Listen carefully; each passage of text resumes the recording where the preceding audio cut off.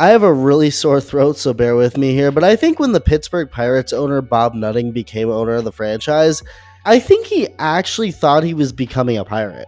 I'm not sure he fully knew what he was getting himself into, that this was a baseball team and not some organization of traditional pirates who mistreat others and only care about money. I still don't think he fully realizes this, or maybe he like halfway does and knows it's a baseball team but still wants to treat everything like he's a real pirate. This newest move by Nutting and the Pirates higher ups definitely look that way. Really quick, if you're breathing, like the video and subscribe if you haven't yet, or just wait to see if you enjoy the video and then make a decision. That works too. The Pirates have for the longest time been one of the cheaper penny pinching teams in baseball, and there are tons of examples to prove this, along with the Pirates just being at the bottom of payroll every year. When the Pirates upgraded their spring training facilities at Pirate City in Bradenton, Florida, like adding a new performance center and expanding their clubhouse, it cost $8 million. Oh wow, okay, great, good for them. But when you find out that the $8 million upgrades were taken from the baseball operations budget, it's not as great.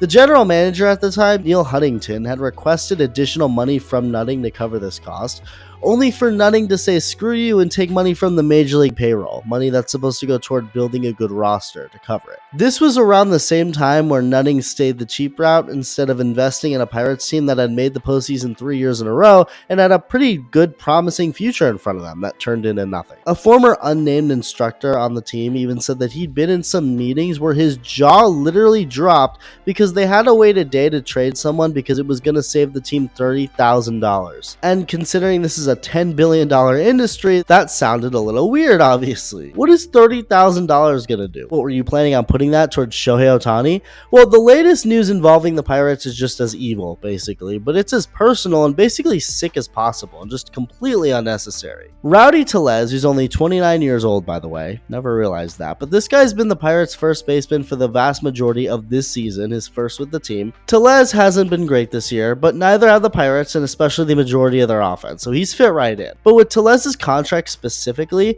which was a 2-year deal worth $3.2 million that could go up to $4 million with incentives, he had a clause in his contract that gave him a $200,000 bonus if he made 425 plate appearances this year. Well, the Pirates just released Tellez, and how many plate appearances did he have this year? 421. He was basically a single game away from getting that $200,000 bonus, and the Pirates said see ya.